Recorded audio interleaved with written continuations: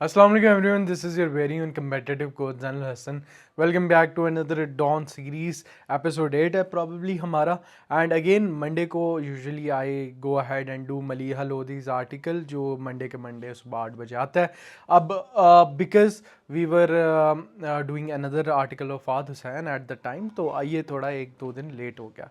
तो लेकिन आज का बहुत इंपॉर्टेंट आर्टिकल है क्योंकि इसके अंदर मैंने आप लोगों को एक छोटा सा मिनी लेक्चर और देना है जिसके अंदर बोर्ड ऑफ पीस डिस्कस करेंगे. That was made at the ceasefire of October 7 atrocities by Israel. ठीक है, लेकिन as usual Benjamin Netanyahu who is perpetrator of genocide and an evil person, उसने इसके अंदर हर्ड डालने की कोशिश की है. तो वो उस पर मैडम मलीहा लोधी ने एक आर्टिकल लिखा है, उसको हम एनालाइज करेंगे, उसके अंदर से CSS के लिए इन्फर करेंगे चीज़ें. लेकिन उससे बहुत पहले आपको बोर्ड ऑफ पीस अंडरस्टैंड करना ज़रूरी है. बोर्ड ऑफ पीस होता क्या है उसके लिए भी मैंने लास्ट के अंदर थोड़ी सी चीज़ें बनाई हुई हैं. ठीक है, अब देखो हुआ क्या था कि let's start this without further delay. हुआ क्या था कि ये जो अक्टूबर 7 गाज़ा वॉर शुरू हुई थी. ठीक है, अब तो इसको वॉर भी कहना बुरी चीज़ है क्योंकि it is an outright genocide. ठीक है, तो ये जो genocidal war against the Gaza people शुरू हुई थी, इसराइल ने की थी, जिसमें एक बहुत ही डिसप्रपोर्शनेट रिस्पॉन्स किया गया था, जो in which children almost 85,000 plus children और औरतें अभी तक मर चुकी हैं एंड स्टिल गोइंग. उसमें गाज़ा जो सरफेस है it was flattened by the very person conducting those attacks. अब ये हमारे लिए अब इतना रेलेवेंट नहीं है. रेलेवेंट क्यों नहीं है मैं CSS की बाय द वे लिहाज से बात कर रहा हूँ. रेलेवेंट क्यों नहीं है क्योंकि इससे सवाल आ चुके हैं. 2023 में भी आया हुआ है इससे सवाल, 2024 में भी आया हुआ है, 2025 में भी आ चुका है. ठीक है, इवन 2026 में भी, लेकिन UN के लिहाज से आया था सवाल. अब 2026 के अंदर ना बोर्ड ऑफ पीस से सवाल आएगा. अगर उन्होंने यही चीज़ हाईलाइट करवानी है ना दोबारा, तो वो ये नहीं डायरेक्टली जाएंगे कि भाई हाँ बता दें कि क्या हुआ था गाज़ा 27, क्या हुआ था डिस्प्रपोर्शनेट रिस्पॉन्स. अब वो बोर्ड ऑफ पीस की आपसे प्रैक्टिकलिटी पूछेंगे. बोर्ड ऑफ पीस क्या था? जब ये सीज फायर टेक प्लेस हो रहा था तो ट्रंप एडमिनिस्ट्रेशन ने एक प्रपोजल दिया था, बोर्ड ऑफ पीस का नाम दिया था. उसके अंदर 15 पॉइंट्स उन्होंने बताया था कि ये 15 पॉइंट हम इम्प्लीमेंट करेंगे और गाज़ा को हम कन्वर्ट कर देंगे इनटू एन इकोनॉमिक हब. ठीक है, मेडिटेरेनियन इकोनॉमिक हब. ठीक है, उसमें कन्वर्ट कर देंगे और इसके अंदर डीमिलिटराइजेशन होगी, हमास भी पीछे हटेगा, साथ साथ इसराइल भी पीछे हटेगा, और इसके अंदर ही बाकी चेयर्स भी रखी गई थी जिसमें पाकिस्तान ने भी ज्वाइन किया था एज अ मेंबर स्टेट. ठीक है, ये हम ओम्बड्समैन अथॉरिटी रखेंगे ताकि और कोई इसके अंदर ऐसा काम ना कर सके. अब अभी तक ये बोर्ड ऑफ पीस को बने हुए नाउ ऑलमोस्ट 1.5 ईयर्स हो गए and still there has been zero implementation on ground. Why is that? Because Netanyahu जैसे चवल लोग उसके अंदर बने जा रहे हैं हर्डल. अब पहले बोर्ड ऑफ पीस के 15 पॉइंट्स देख लेते हैं हम बिफोर गोइंग. अभी ये पूरा लेक्चर होता है इसराइल पैलेस्तीन पे तो मैं मैप भी बनाता और मैप के थ्रू दिखाता, लेकिन because we have to be restricted तो हम पहले बोर्ड ऑफ पीस के देख लेते हैं. ये बोर्ड ऑफ पीस देखो, बोर्ड ऑफ पीस समझो. अब हिस्ट्री और context. Board of piece is an international diplomatic, एक सेकेंड में pen, international diplomatic body established as a central mechanism to oversee, manage, implement the phases of US brokered Middle East peace initiative. ठीक है, US brokered Middle East peace initiative जो उस वार के बाद हुआ था, formalized in January of this year. ठीक है, the BOP is represented by high level international envoys including high representative Nikolay Mladenov. ठीक है, it is primarily mandated to transition Gaza from active conflict to a technocratic self-governance while ensuring reciprocal security commitments, जो मैंने ऊपर भी बताया. In January, the BOP established the National Committee of Administration of Gaza, National Committee of Administration of Gaza, a body of Palestinian technocrats designed to assume day-to-day governance. In July, the BOP unveiled its comprehensive 15-point roadmap to ensure mutual compliance through its execution heavily. ठीक है, अब Gaza में ना देखें economy थी, it is just a flattened abyss, ठीक है, at the moment Gaza आप जाके सैटेलाइट इमेजेस देखो, it is horrifying to watch. लेकिन अब उन्होंने कहा जी हम गाज़ा को एक मेट्रोपॉलिटन सिटी बनाने लगे हैं जो सेल्फ गवर्न करेंगे टेक्नोक्रेट्स। इसके अंदर एक फोर्स होगी जिसको स्टेबलाइजेशन फोर्स कहते हैं, स्टेबलाइजेशन फोर्स SF, ठीक है, SF होगी जिसके अंदर सारी कंट्रीज़ के फौजी आएंगे और वो गाज़ा को सिक्योरिटी फराम करेंगे। अब वो 15 पॉइंट थीमेटिक ब्रेकडाउन क्या है, मैंने उन पॉइंट्स को भी मेन हेडिंग्स में ब्रेक डाउन कर दिया कि जो जो डिस्कस कर रही है। अब देखो cessation of hostilities and security commitments, सबसे पहला ये कि भाई सीज फायर, सारे इमीडिएट सीज फायर में आ जाएंगे, कोई भी मिलिट्री अटैक नहीं होंगे, वो IDF हो, इसराइली डिफेंस फोर्सेस या अलाइड पैलेस्टीनियन फैक्शंस हो, कोई भी नहीं करेगा। Sharm Al Sheikh compliance, Israel must abide all remaining obligations under Sharm Al Sheikh memorandum, particularly the absolute end of its military operation in the enclave, जो कि अभी तक सही तरह इंप्लीमेंट नहीं हुआ। पॉइंट 5 है disarmament of militias, a phased and supervised disarmament, ये हमास वगैरह को कहा गया था आप डिसआर्ममेंट करो। ये सबसे पहला पॉइंट था कि हॉस्टिलिटीज जितनी भी अभी चल रही हैं एट्रोसिटीज, जो हम तो as Pakistani point of view we will call it a genocide, ठीक है, ये एट्रोसिटी नहीं थी हमारी तरफ से, it was a outright genocide, ठीक है। Territorial sovereignty and withdrawal, territorial sovereignty का मतलब ये जगह खाली की जाए, ठीक है, ये जगह जिनका राइट है उनको मिली जाए, जैसे कि फेज्ड इसराइली विड्रॉल, इसराइल ने जिन जिन जगहों पे कब्जा किया था स्लोली स्टेडली वो वहां से निकले गाजा स्ट्रिप में के अंदर से, ठीक है।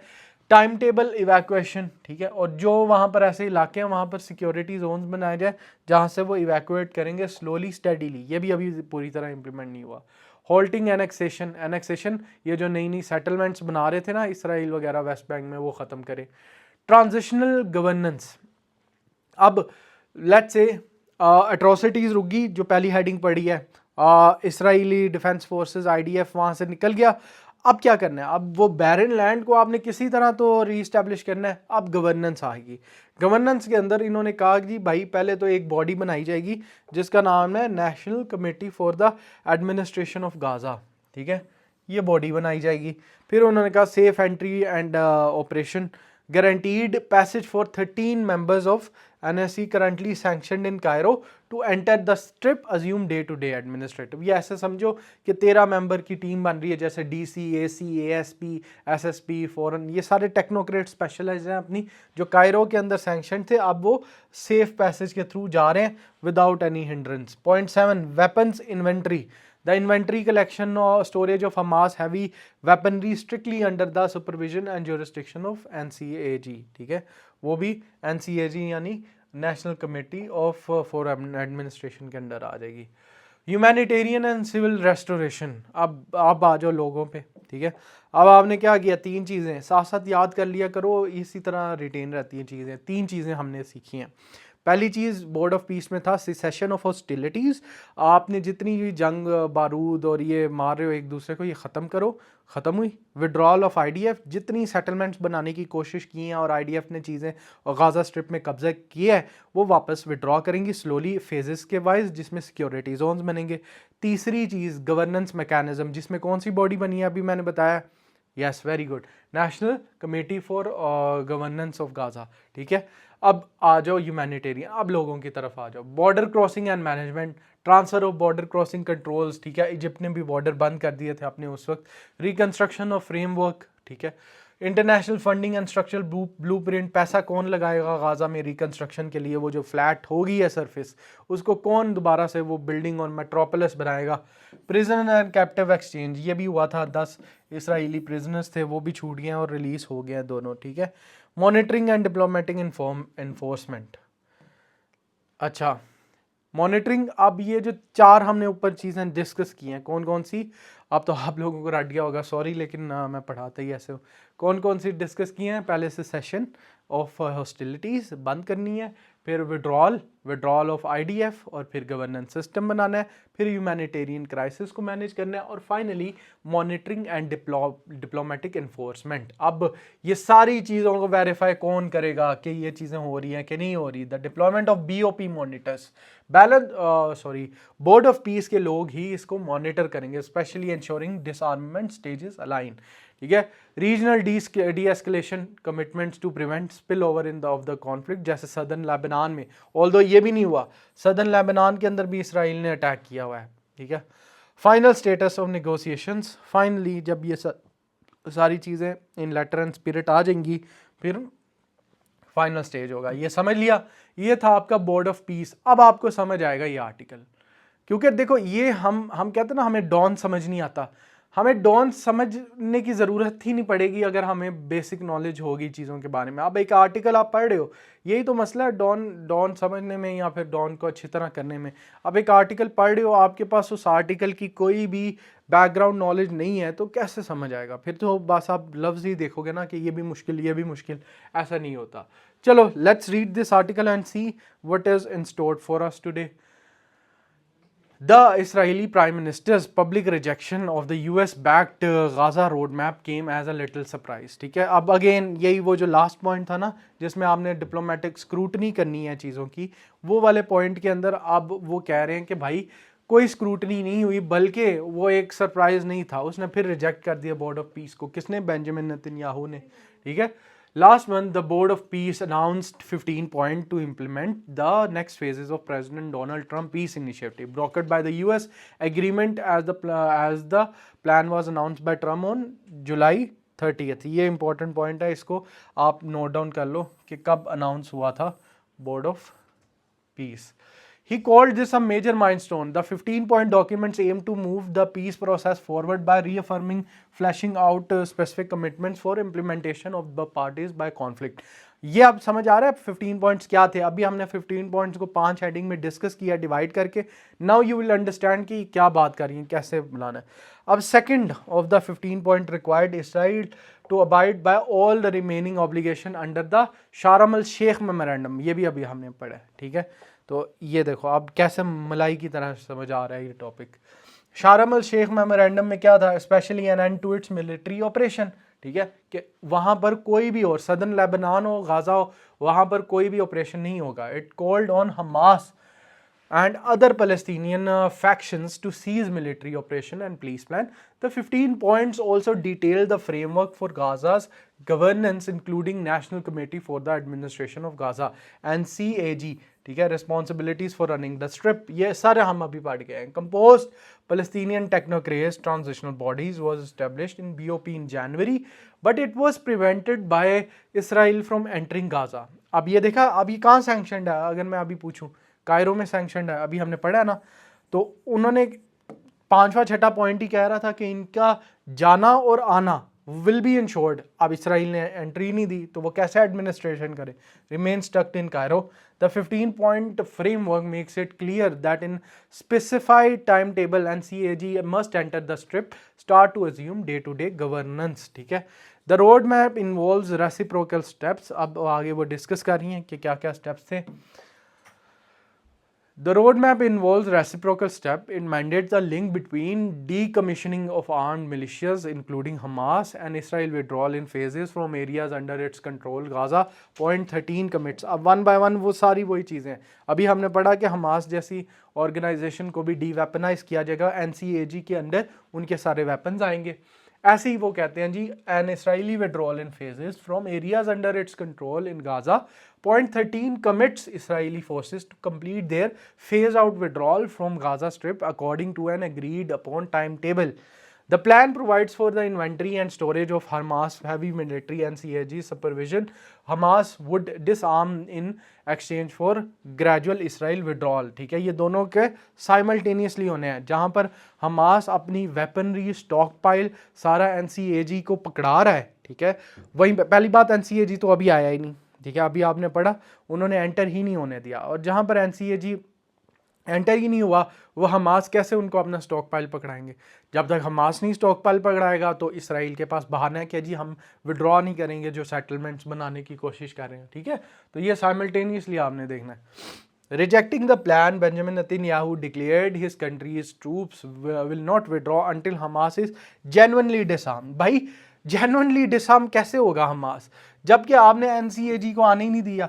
NCAG आए, वो देखे, उसका स्टॉक पाइल लेके वहाँ से बाहर निकाले, NCAG को आने नहीं दे रहे, उनको एक फिर बहाना मिल रहा है कि जी हम विड्रॉ नहीं करेंगे क्योंकि हमास जेन्युइनली नहीं है। The Israeli leader wholesome rejection of the 15-point plan threatens to derail peace process altogether. अब ये अपना सारा बताने के बाद madam is giving her analysis on this. It makes ceasefire fate uncertain and the pushes it to brink of collapse. For its part, Hamas agreed to the plan, with the BOP announcing on July 31 that the resistance group had consented to disarm. ठीक है, Hamas said it would surrender its weapon in stages. After Israel's rejection of the plan, Hamas reiterated commitment to it while BOP and mediators to prevent ceasefire violation. भाई उन्होंने नहीं किया, NCAG को नहीं आने दिया, उन्होंने विड्रॉल नहीं की, हमास ने भी कहा हम नहीं अपने वेपन्स नीचे लेके जाएंगे. Netanyahu's rejection of the 15-point roadmap threatens to derail. Several Western analysts attribute Netanyahu's opposition to the plan to the electoral politics with general election due in 20 months. जाहिर सी बात है, आपकी डोमेस्टिक पॉलिटिक्स इसके अंदर बहुत ज़्यादा एक्ट करती है. अब डोमेस्टिक पॉलिटिक्स के अंदर पहला काम क्या है, 2 मंथ तक उनके जनरल इलेक्शंस आ रहे हैं और जनरल इलेक्शन में अब उसने थोड़ा तो अपनी रिट दिखानी है, तो उसने वो रिट दिखाने के लिए फिर ये हरकत की है. The October 27 poll possesses a major challenge for Israel's longest serving prime minister, whose declining public support places his political future in jeopardy. ठीक है, मसले में फंसा. But elections alone do not explain Netanyahu's rejection. Israel was never really committed to the Trump plan. Despite signing on the Sharm el-Sheikh agreement, Netanyahu was since done everything to block its implementation. Several Israel's actions testify to that. It has conducted almost daily military strikes on Gaza, defying the ceasefire brokered by US last October. Over 1,000 Palestinians have been killed since the ceasefire came into effect. Israel also intensified the bombing of Gaza. Announcement of the 15-point plan. It has seized control of 70% of the strip and deepened its occupation. Israeli defense officials vowed their forces would indefinitely remain in the so-called security zone in Gaza with no timetable for withdrawal. Netanyahu also did not allow the 12-member Palestinian NCAG to enter. ये जो paragraph है ना, ये आप लिख सकते हो in the violations of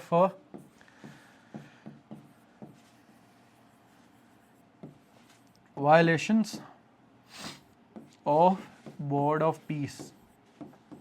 ठीक है, उसके अंडर आप ये लाजमी लिखो, बल्कि ये बहुत अच्छा पैराग्राफ है रिलेटिवली. ठीक है, ये लाजमी आपने पोस्ट करना होगा. Israel has carried out deadly military raids into West Bank along with its de facto annexation and engaged in ethnic cleansing in the Bedouin herding communities. A senior UN official warned the West Bank was at a breaking point, but Washington had nothing to say on these actions. Only a single incident of Israeli settler violence prompted a rare rebuke from the US envoy. Israel's military assaults on Lebanon and occupation of its southern areas also showed Tel Aviv's aggressive designs and lack interest in truce. So far, there is silence from Washington over Netanyahu's rejection of the Gaza plan. Trump claimed he would give his reaction on social media. He never did. The US may be distracted by its conflict with Iran, but that doesn't explain why it hasn't said anything about Israel's abandonment of the Gaza plan. Trump administration officials privately tell journalists they are willing to give leeway to Netanyahu to navigate the looming elections. Jared Kushner, Trump's son-in-law and envoy, is however set to visit Israel next week, accompanied by Nikolai Maladinov, BOP's high representative for talks on Gaza plan. अब देखो, सारी बात होती है कि आप लोगों को APEC का पता होगा, APEC का नहीं पता, अमेरिकन इसराइली पार्टनरशिप समथिंग है. ठीक है, APEC के अंदर APEC का काम ही ये है अमेरिकन डोमेस्टिक पॉलिटिक्स को स्वे करना और स्वे करना इन देयर ओन डायरेक्शन, और वो करती आएगी. अब उनके लिए ट्रंप का जाना अब मुकम्मल है क्योंकि उन्होंने ट्रंप से वो काम ले लिया जो वो चाहते थे. ठीक है, that was to annihilate Iran's nuclear sites, वो ले लिया हुआ है. अब उस काम के अंदर ही ना मसला ये है कि अब उनको उसकी ज़रूरत नहीं है ट्रम्प की, और जब ज़रूरत नहीं है तो they can do anything they want, उसकी सुने ना सुने, they don't give two F's about him. ठीक है, following Netanyahu's Washington visit, the BOP contradicted its own 15-point plan by announcing Israel will only be obligated to withdraw after complete disarmament. ऐसा नहीं था, हुआ ये था इसराइल विड्रॉ, अभी ये देखो ना पॉइंट वायलेशन है ना यहाँ पर, ठीक है। अब यहाँ पर आपने ये गौर से पढ़ना है।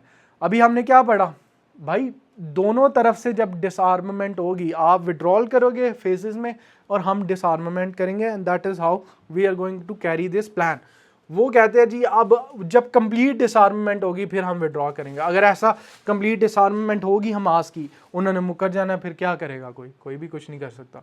From the very inception of Trump's Gaza plan, the US never committed to an even handed approach, instead it adopted pronounced pro-Israeli stance. It did nothing to stop Israel from violating ceasefire and cease the killing of Palestinians in Gaza. It turned a blind eye to Israel expansion of areas of its control. Washington frequently demanded Hamas to disarm but said nothing about the reciprocal obligation of the Israel enclave.